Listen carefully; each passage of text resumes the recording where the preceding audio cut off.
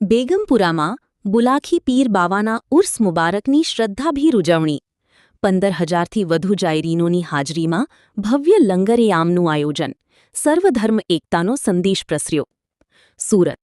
સુરત શહેરના બેગમપુરા વિસ્તારમાં આવેલ હઝરત સૈયદ મોહમ્મદ બલખી શહીદ ઉર્ફે બુલાખી પીર બાવા રહેમતુલ્લાહ અલૈહના વાર્ષિક ઉર્સ મુબારક નિમિત્તે ગતરોજ ભવ્ય ધાર્મિક કાર્યક્રમો અને લંગરે-આમ નિયાઝનું આયોજન કરવામાં આવ્યું હતું.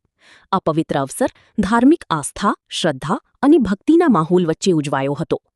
ઉર્સ દરમિયાન મોટી સંખ્યામાં અકીદતમંદો અને જાયરીનો દરગાહે હાજર રહી ચાદર પેશ કરી, ફાતિહા વાંચી તેમજ પોતાના અને પોતાના પરિવારની સુખ, શાંતિ, સલામતી અને સમૃદ્ધિ માટે વિશેષ દુઆઓ માંગી હતી.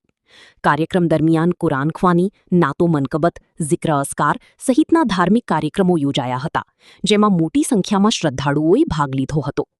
ઉર્સ નિમિત્તે યોજાયેલા ભવ્ય લંગરે-આમમાં હજારો જાયરીનો અને મહેમાનોએ હાજરી આપી નિયાઝનો લાભ લીધો હતો.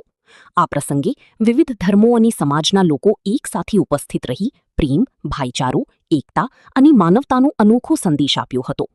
ગંગાજમની સંસ્કૃતિ અને સામાજિક સૌહાર્દની સુંદર મિસાલરૂપ આ આયોજન સૌના આકર્ષણનું કેન્દ્ર બન્યું હતું. આ ભવ્ય આયોજનને સફળ બનાવવા માટે આયોજન સમિતિના સભ્યો તેમજ જાવેદભાઈ કોઠમીરવાળા અને તેમના સહયોગી ગ્રુપ દ્વારા જાયરીનો માટે ઉત્તમ સુવિધાઓ અને વ્યવસ્થાઓ ઊભી કરવામાં આવી હતી, જેને સૌએ બિરદાવી હતી. આશરે 12થી 15,000 જેટલા શ્રદ્ધાળુઓ અને જાયરીનો આ પવિત્ર અવસરે હાજર રહ્યા હતા.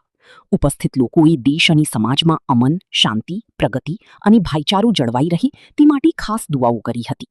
રિપોર્ટર નૈતિક રેશમવાળા, સુરત. आज मोहरमना मुबारक महीना में 7मा चांद अमरा जावेद भाई आ विस्तार में खूब मोटी नियाज करे छे. आप જોઈ શકો છો કે હજારોની તાદાદમાં આજે નિયાઝ લેવા માટે અકીદતમંદો આવ્યા છે અને જાવેદભાઈ દર વર્ષે આ સમયે નિયાઝ કરે છે. 9મે ચાંદે કોલ્ડ્રિંક ના બંદોબસ્ત કરે છે.